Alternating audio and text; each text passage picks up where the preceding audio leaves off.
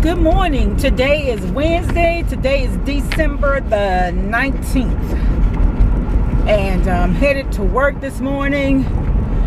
But I wanted to come on and talk about, I saw where they passed this bill for criminal justice reform.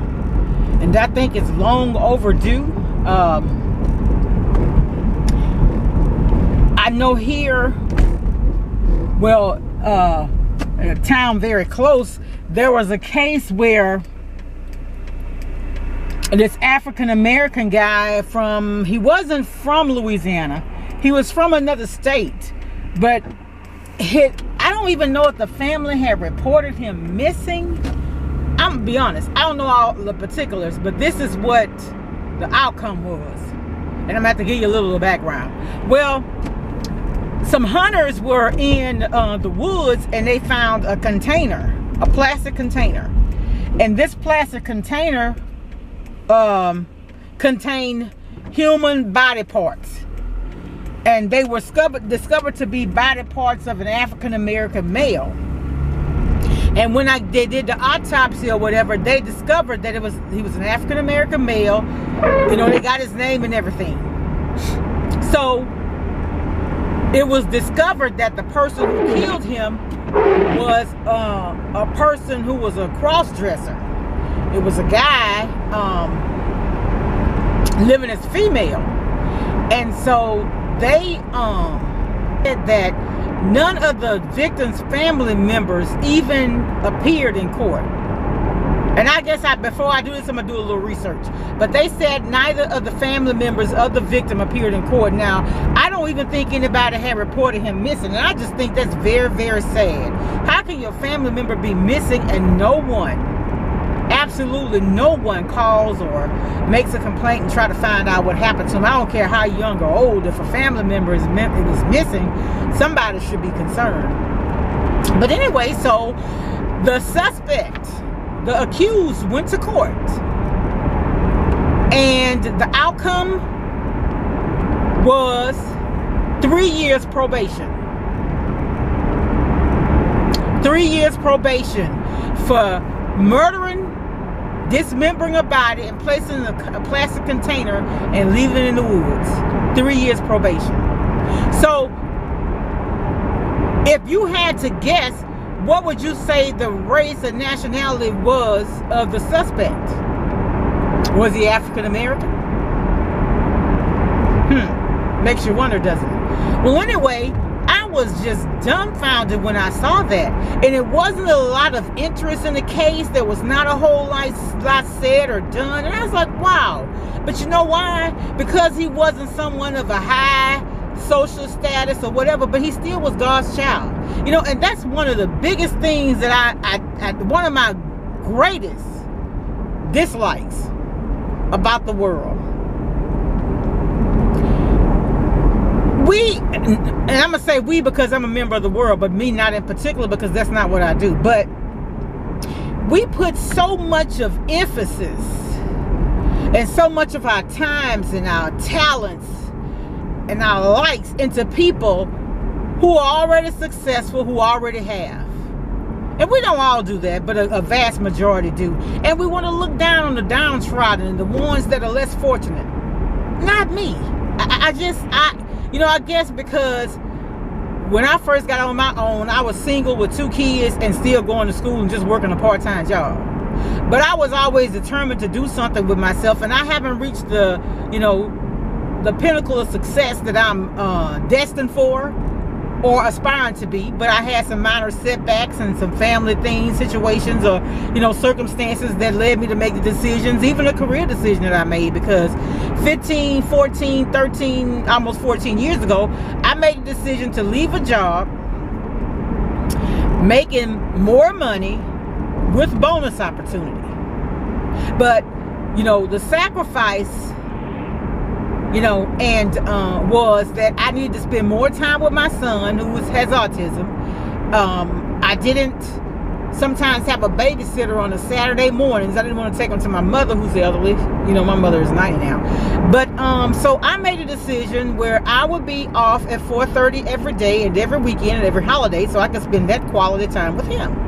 And now, May 2019, he'll graduate, thank you, Lord. And then, so that chapter and that sacrifice and that part is over. Now, what we're going to do as far as him with college or a career, whatever, you know, that's something that we're working on now. But I'm just saying, in everything, there are seasons. And the season for me to sit back and be humble and take less money, but you know, there's a family work-life balance. You know, and some people are so driven for success that they'll jeopardize family, career, spirituality. Not career, I'm sorry. Career is what they're you know, is their main focus. And I just, you know, I didn't want to be that type of parent. I didn't want somebody else to raise my child while I'm running behind money. And then I was in retail, and so, you know, in retail, sometimes we would be at work. I was scheduled 48 hours, but depending on the situation, you may end up working 70 or what have you. So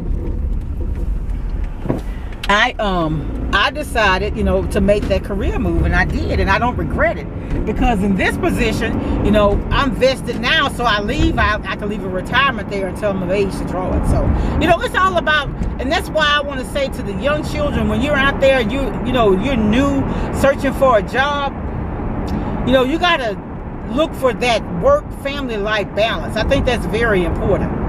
And that's one of the reasons I like places to work like Google and places like that, where the culture is so laid back. It's not like, in my opinion, from what I see, there's not a whole lot of competition amongst everybody. Everybody has the opportunity to be creative. You know, you can work in an environment that's not like a sterile environment, like you're scared to move because you think the boss gonna do this or do that. You know, they got little places where you can go sit and meditate and everything, and I think that's very, very, you know, if I ever own a business, that's the type of environment I want. I want to treat the people really like family, you know, and it just creates a more productive, healthy environment. I remember when I was I was taking a public speaking class. I think it was my last semester of school, and we had to do a presentation, and I did mine on stress in the workplace. And there's a word that the Japanese use, and it's been so long, y'all. I think it's called karoshi, whatever. But what it is death attributed to work. I mean, you work so much, you literally work yourself to death. And I don't want to be that person. I want to be successful. You know, I like nice things. I don't worship them, but I don't want, you know, the determination for success to be the whole reason, you know, for my living. Because you know what profits a man to gain the whole world but lose his soul? So in everything I do, I try to use that aspect, and I try to attribute the way I approach people, the way I approach life and situations, is that I just want to hear him say, well done. So y'all, it's what today is? What I told y'all? It's Wednesday. It's a dreary day. It's foggy. It's supposed to rain all day, but you know what? The sun is going to always shine in the end. So I'm thankful. I'm blessed. I'm glad to have you all, someone I can come to talk to sometimes, because my circle is very small, and I have a lot of reasons for being like that. So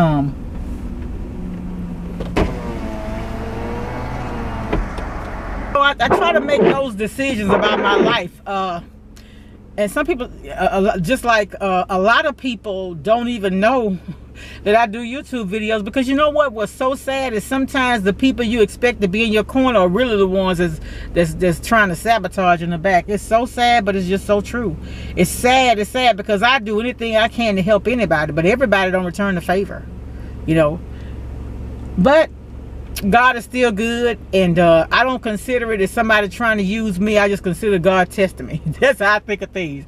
When somebody do something, I know they're a user, and I help them, I say, Lord, are you testing me? That's always my concern. Not what anybody else gonna say, why is she helping her? I never think about that, but I think about, Lord, Or you trying to tell me something, or you teaching me something? Because it's easy to love somebody that love you, but the test is in loving somebody you know don't. So that's why, you know, I've had people to make negative comments on one of my videos.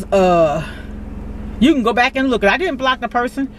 I had done a beef stroganoff. It's basically like, and I'm gonna link it, but it's basically like a hamburger helper, the beef stroganoff, but I made mine from scratch. And so somebody wrote disgusting.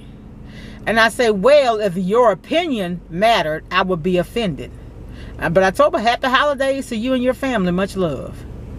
Because what make a person sit behind a keyboard and write negative things? It's time for people to start testing and reflecting. You know what I'm saying? Test your spirit and reflect on your disposition. Because what make you want to be cruel to somebody? First of all, you don't know. How can you call it disgusting? You haven't tasted it. It doesn't look gross. It was actually darn good. You know what I'm saying? I'm like, man, you know what? People, y'all, you better thank God for what you have. You know, and I've learned, and you know, some things, some lessons I've learned, not because of my own situation, because of other people.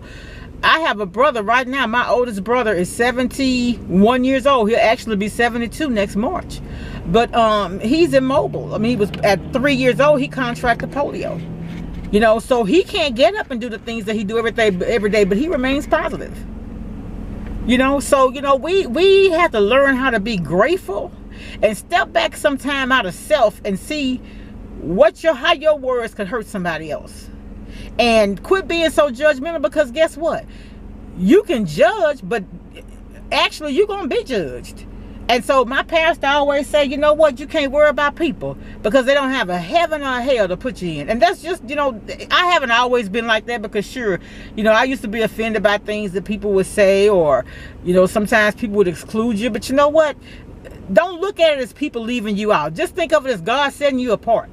I always, now, what I've learned since I'm 53 years old, yes, I'm not ashamed to admit it, will be 54 next year. I have learned that every situation you go through is God's will. You know? Sometimes we step out of the ark of God's safety and things happen to us. But even though that happens to us, like Rhea say, sometimes you haven't done anything wrong for the things that happen to you to happen. But that's God, you know, just making you a stronger person. Because had I not had a child in high school. Good morning. How are you? I'm fine. You need dinner or something? Oh, no. I got free one. Another one? All right now.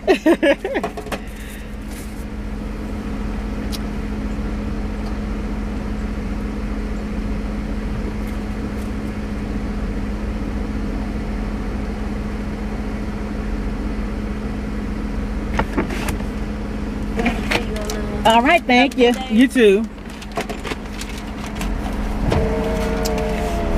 If I hadn't had setbacks, heartaches, and disappointment, it wouldn't have made me the humble person I am today. If I didn't not have transportation, you know, and ever since I've been on my own, I've had transportation. But the first car I had was actually my mom's car. My mom never learned to drive, so she bought the car, but, you know, it stayed at my house. But of course, because it was her vehicle, I was responsible for taking her everywhere she wanted to go. But not only did I take her where she wanted to go, I took her great aunt, I took my sister, I took my great aunt, my maternal, my mom's maternal and paternal aunt, which both of them were my great aunts. I used to take my mom's baby sister. I used to take my sister. I used to give people rides home from work, to the grocery store, whatever. I never thought what I had was too good for anybody. Now, I wasn't going to let them get in there and tear it up, but it's a vehicle. You understand what I'm saying? See, when people start putting more focus on the source, on the resources instead of the source, then that's when it becomes a problem. You know, and that's why the world has gotten so corrupt. People are so, everybody, like, not everybody, and when I say everybody, I don't mean everybody, y'all, but I'm just saying people, some people in general, not specifically anybody in particular, but some people are just out for what they can get. You know, Everything, like my brother say, is give me, limit, let me have.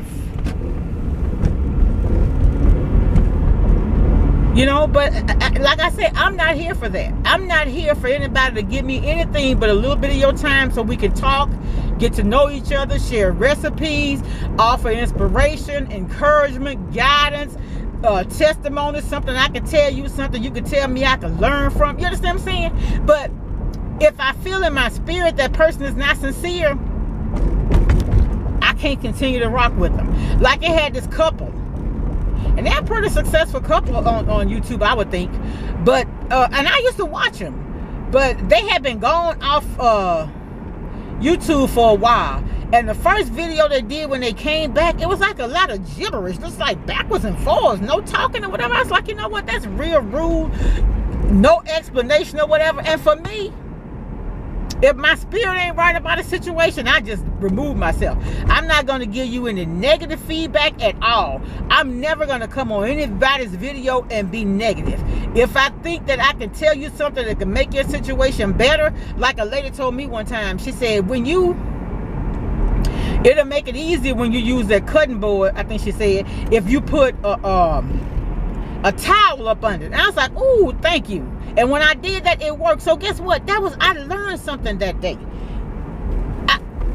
You know, constructive criticism is good, but you can't approach people in the wrong way and expect them to take. You want to talk to them, you know, in a very negative way, but to want them to come back positive. No, the clap back gonna be the same. You know, how your attitude be, how somebody's attitude be with you is gonna be reflected about how you treat them. You understand what I'm saying? So if you want nice, if you expect to get nice, that's what you give. Give people what you expecting to get. Like I work retail. I started off as a cashier. I was a cashier for a year, and I became a supervisor, worked HR and all that. Very good experience. If you're in the HR field like I am and you're looking for somebody for some positions, if you get a person in retail, there are a lot of transferable skills there. And I can tell you this, if you get employees who come and apply at your business and they worked at Kmart for many long number of years, I can't speak for any other Kmarts, but with the one I worked at, I started as a cashier, became a supervisor, I worked layaway, went to the sales floor. That wasn't my thing. Because when I handle something, I want to handle it, complete it, pass it on, and be done with it. I don't want to fold these clothes in the morning and come back in the evening the same clothes that messed up. I don't like that. I like to produce and get out. You understand? Produce, distribute. That's why I like cooking. Because once I cook it, you're going to eat it and we're going to be done with it. If it's a little left, it's going to the refrigerator, but we're going to eat it up. You understand what I'm saying? I ain't got to keep looking at it. Does that make sense? But anyway, that's how I am. Yeah, I'm just rambling, but I just wanted to talk. And what I want to tell y'all is I'm so glad, whoever's still here, I'm so glad to have you in my life because, like I said, I don't really mingle with a lot of people. You know, and I have my personal reasons for that. One is that I lost a very good friend. I mean, very good close friend. Very close relatives. And it changed me. Because it's kind of scary to get really close to somebody and lose them. So,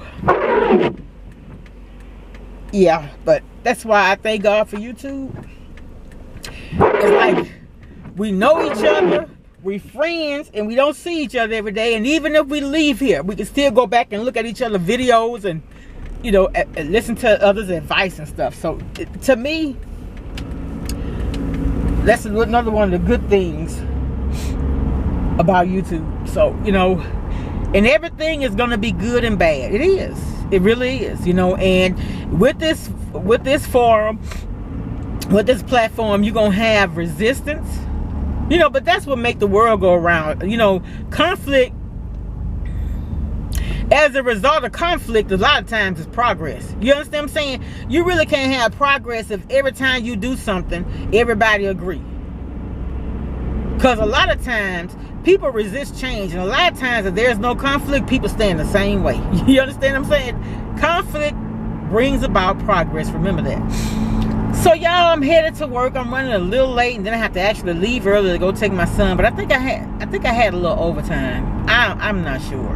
He got new glasses, but if I decide to go ahead and stay my whole time today because I got to beat him tomorrow, I don't know. I don't know what I'm gonna do yet. But I just want to encourage somebody too. You know, there are a lot of things going on. Like I said in my other video, a lot of sickness, a lot of death. And it's just, I notice it happens a lot this time of the year, but we have to stay encouraged because nobody, you know, this is not our final destination. This is just our bridge.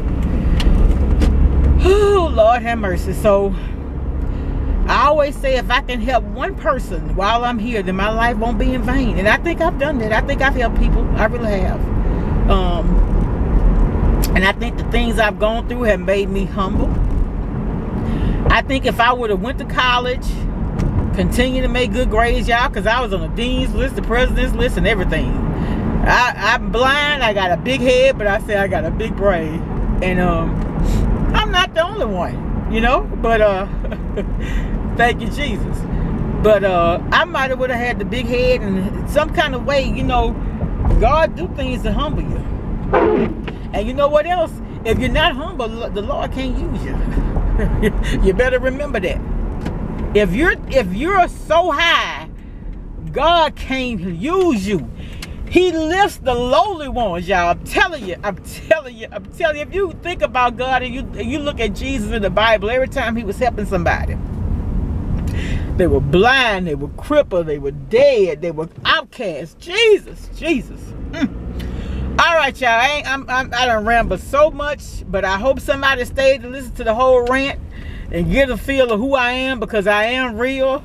People tell you, you know, if you want an opinion and you want the truth, you can ask me, because I ain't gonna tell you what you want to hear. I'm gonna tell you the truth, and it's gonna be all in love.